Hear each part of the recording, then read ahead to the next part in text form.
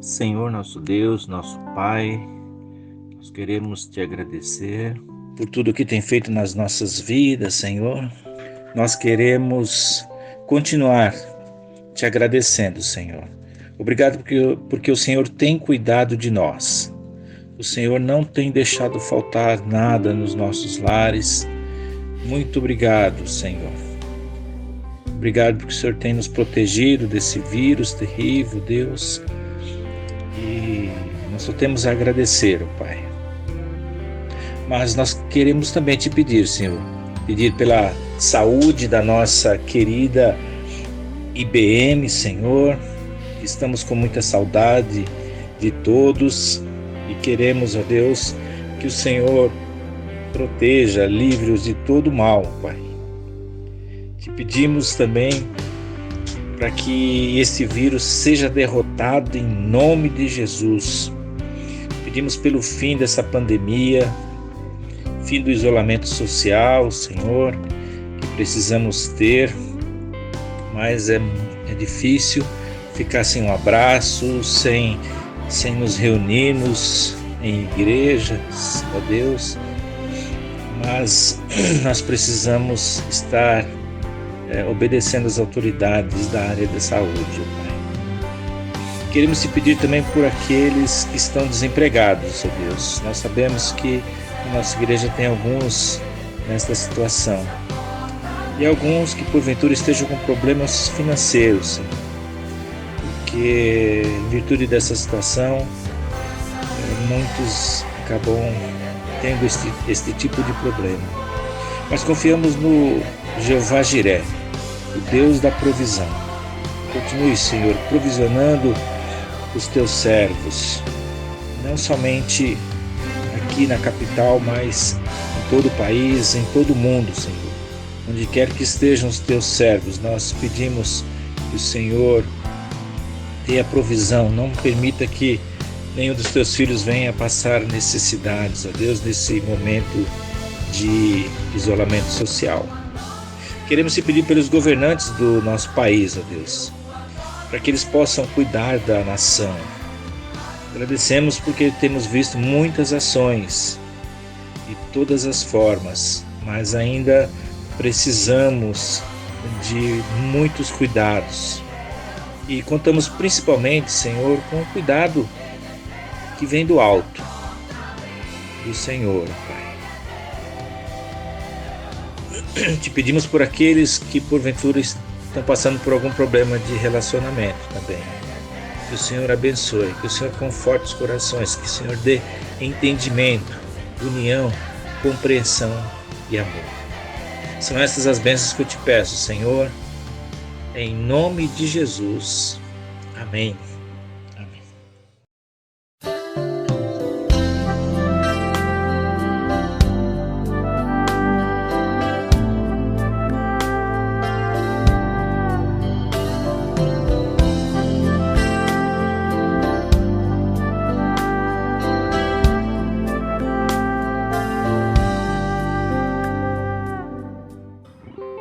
Se Deus fizer, Ele é Deus. Se não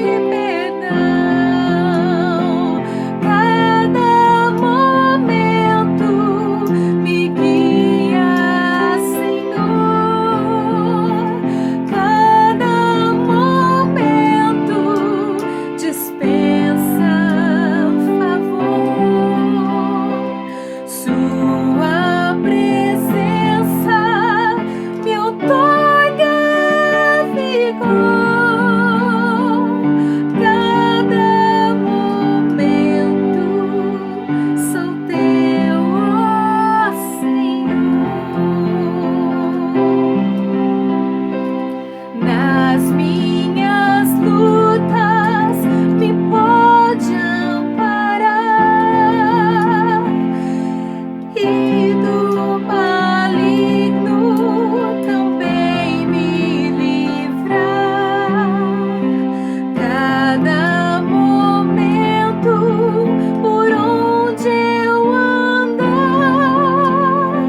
Cristo, meu mestre, me pode guardar.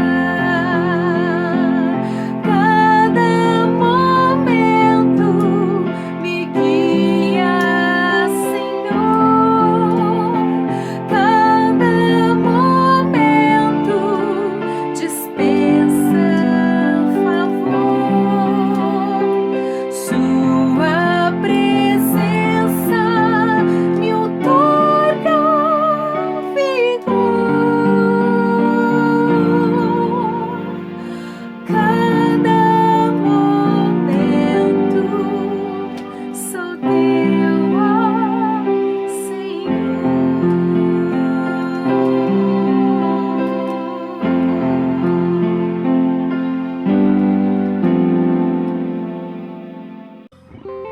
Se Deus fizer, Ele é Deus.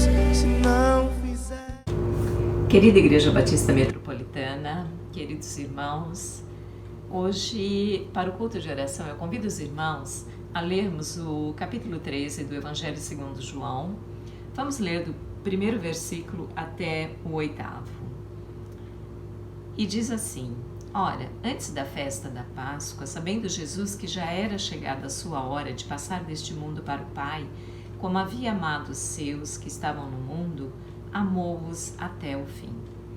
E acabada a ceia, tendo já o diabo posto no coração de Judas Iscariotes, filho de Simão, que o traísse, Jesus, sabendo que o Pai tinha depositado nas suas mãos todas as coisas e que havia saído de Deus e ia para Deus, levantou-se da ceia, tirou os vestidos e, tomando uma toalha, cingiu-se.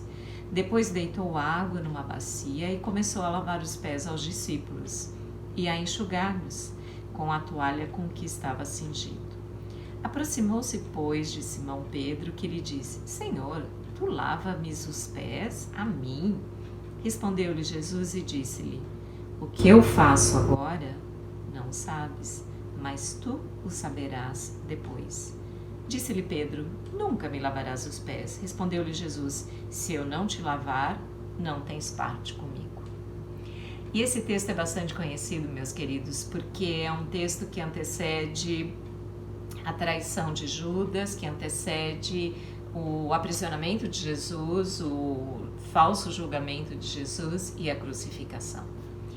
Então, nós sabemos que com esse exemplo de Jesus lavando os pés aos seus discípulos, coisa que era feita sempre por um escravo, né? Na casa em que se dava o jantar, o proprietário providenciava um escravo para ficar à porta, para lavar os pés dos convidados, porque não havia calçados como hoje em dia. Então, os convidados caminhavam e tinham seus pés cheios de poeira. E para que não jantassem ou não comessem com os pés sujos, então o escravo lavava os seus pés. E Jesus tomou essa posição de escravo, de servo, e foi, sem dizer nada, sem avisar nada, ele preparou-se para lavar os pés aos discípulos. E, no entanto, Simão Pedro, que era o mais falante, que era aquele que sempre questionava, era o questionador, disse a Jesus: Como assim? Como assim? Você não é... Você é um mestre, você é um senhor, você não é um escravo. Como é que você vai lavar os pés aos seus discípulos? E os meus pés você não vai lavar.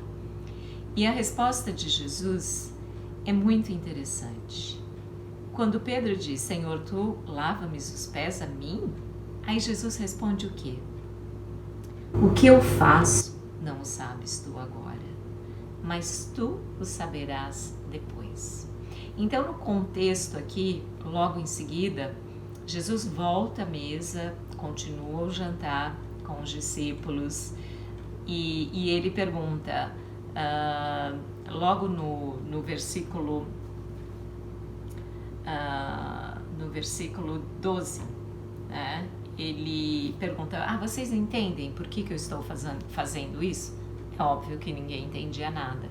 Aí Jesus disse, olha, vocês me chamam de mestre e senhor, né? E no entanto, eu lavo os pés de vocês. Então isso é um exemplo de humildade. E vocês devem fazer a mesma coisa.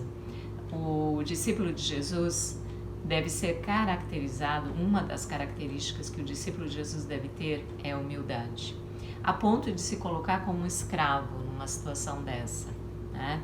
Como se fosse um escravo, lavando os pés.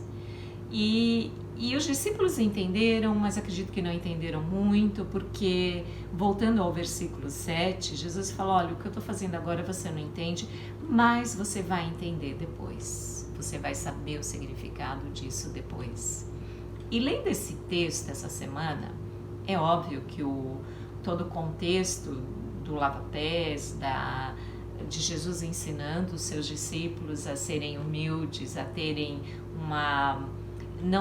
não se gloriarem pelo fato de terem sido escolhidos por Jesus, por serem eles os discípulos de Jesus, ou por qualquer outra coisa que fosse, né?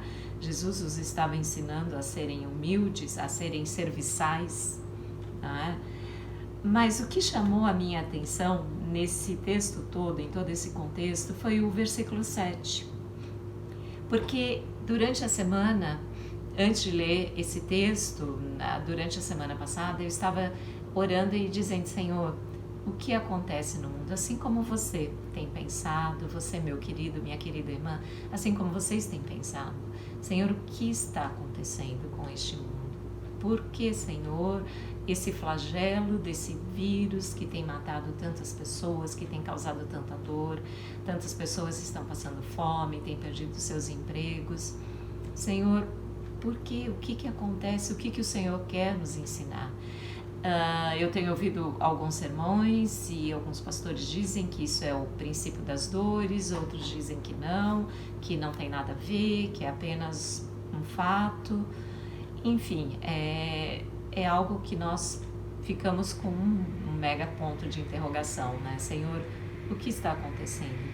E quando eu li esse versículo 7, que Jesus responde a Pedro, o que eu faço não sabes agora, mas tu o saberás depois. Isso me chamou muita atenção, muita atenção. E conversando com um amado pastor essa semana, e depois com o Valtinho Góes também, eu comentei com eles que essa fala de Jesus é para nós hoje.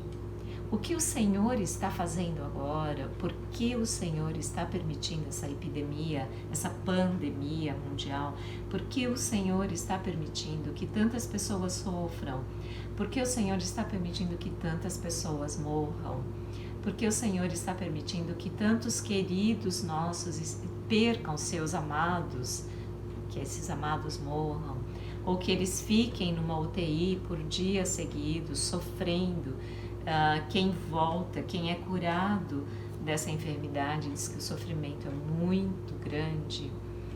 Então, fica no nosso coração essa pergunta, por que, Senhor? E a resposta do Senhor é essa, é a resposta que veio para mim, para o meu coração, e eu quis compartilhar com os irmãos. Jesus dizendo, o que eu faço não sabes tu agora, mas tu saberás depois. E comentando com um pastor querido, eu disse, olha, irmão, realmente quando a gente está no meio de um furacão, no meio de uma tempestade, seja ela qual for, financeira, uma perda muito, muito grande, seja uma perda de um amado, de uma amada, seja uma perda de um negócio como está acontecendo agora, tantas pessoas tendo tantas perdas do trabalho, da situação estável financeira. Quando a gente está no meio do olho do furacão, realmente não dá para saber o porquê. E às vezes nem o Senhor nos revela o porquê. Mas quando um período passa, quando um determinado tempo passa, às vezes muito tempo, às vezes pouco tempo, e nós olhamos para aquela situação, a gente entende, olha, que interessante. Passamos por aquilo e naquela situação o Senhor proveu, o Senhor me consolou, o Senhor levantou irmãos para me ajudarem, o Senhor me deu paz, o Senhor me deu tranquilidade. Eu estava no olho do furacão e, no entanto, o Senhor estava comigo. Então, eu proponho, irmãos, que os irmãos tenham bem firme no coração de vocês essas palavras de Jesus. O que eu faço, não o sabes tu agora, mas tu saberás depois. Com o desenrolar da história, com o desenrolar da história da humanidade, com o desenrolar da história do cristianismo, nós saberemos o porquê de tudo isso. Talvez não aqui nesta vida, talvez não aqui, talvez lá no céu apenas, ou seja, no melhor lugar e no melhor ponto da história, nós fiquemos sabendo. Mas o importante é nós mantermos a nossa fé e sabermos que quem disse isso não foi alguém qualquer, não foi um senhor qualquer, não foi um profeta qualquer. Sabe quem disse essas palavras? O que eu faço não sabes tu agora, mas tu saberás depois. Seja qual for a tua situação, meu querido e minha querida, que vocês estejam passando, sabe quem disse isso? Foi o autor da vida. Atos 3,15. Foi o autor e consumador da fé. Hebreus 12,2. Foi aquele que é o cabeça da igreja. Efésios 1,22. Foi aquele que é o caminho, a verdade e a vida. João 14,6. Foi o Cordeiro de Deus. João 1,29. Foi o Criador. João 1,3. Foi o Cristo de Deus. Lucas 9,20. Foi o desejado de todas as nações. Ageu 2,7. Foi o Deus bendito. Romanos 9,5. Foi o Filho unigênito de Deus. João 1,18. Foi o próprio Deus. Isaías 43. Foi o Emanuel, o Deus conosco. Isaías 7,14. Foi o Eu Sou. João 8,58. Foi o Filho amado. Mateus 12,18. Foi o Filho de Deus. Mateus 2,15. Foi o Filho do Altíssimo. Lucas 1,32. Foi o Filho do Homem, que conhece a tua dor. Mateus 8,20. Foi o Filho do Deus bendito. Marcos 14,61. Foi o fundamento da igreja. Mateus 16,8. Foi aquele que é a glória do Senhor. Isaías 40,5. Foi o grande sumo sacerdote. Hebreus 4,14. Foi o herdeiro de todas as coisas. Hebreus 1,2. Foi aquele que é a imagem de Deus. 2 Coríntios 4,4. Foi o justo. Atos 5,52. Foi o leão da tribo de Judá. Apocalipse 5,5. Foi aquele que é o libertador. João 8,36. Foi a luz do mundo. João 8,12. Foi o maravilhoso conselheiro, Deus forte. Isaías 9,6. Foi o mediador. 1 Timóteo 2,5. Foi o Messias, o ungido. João 1,41. Foi o mestre. Lucas 4, 17, 13. Foi a nossa Páscoa. 1 Coríntios 5, 7. Foi o verdadeiro Deus, aquele que é a nossa vida, a vida eterna. 1 João 5, 20.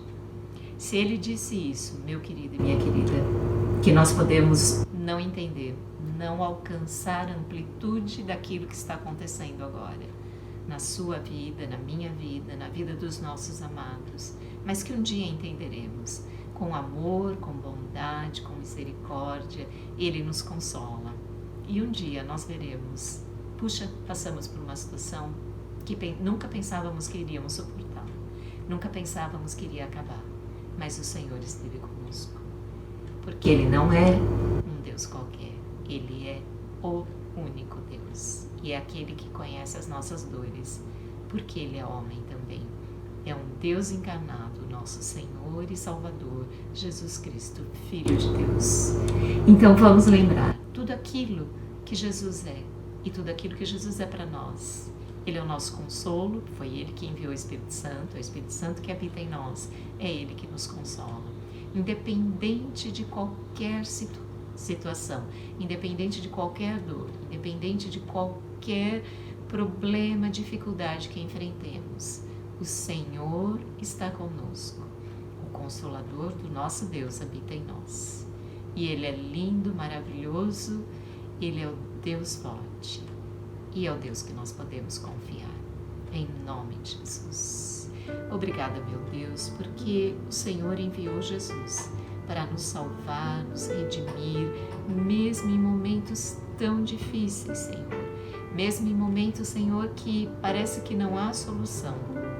Mesmo em momentos, Senhor, que até o desespero bate à nossa porta. O Senhor está conosco. O Senhor é o nosso refúgio, o nosso abrigo. O Senhor é o socorro bem presente na hora da angústia.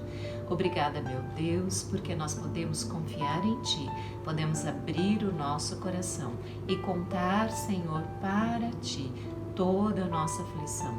Ser com cada irmão que ora agora, ser com cada um, cada querido, cada querida, aqueles que enfrentam, Senhor, dificuldades diversas. Senhor, em nome de Jesus, derrama a Tua paz, derrama Teu amor, o Teu conforto, e que nós possamos, Senhor, prosseguir como a igreja noiva de Cristo, Senhor, aquela que caminha firme, porque nós temos um Deus que é verdadeiro, que é o nosso libertador, o nosso guia, o nosso orientador, e não são circunstâncias, Senhor, nenhuma, como a Tua palavra diz, nem a altura, nem a profundidade, nem a dor, nada nos separará do Teu amor.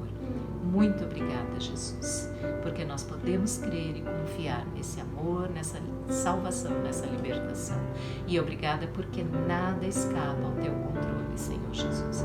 Mesmo que nós não entendamos agora, mas um dia nós entenderemos, porque o Teu Espírito habita em nós, Ele nos consola e Ele fala aos nossos corações. Em nome de Jesus oramos, Senhor. Amém. Amém, meus queridos. Se Deus fizer, Ele é Deus.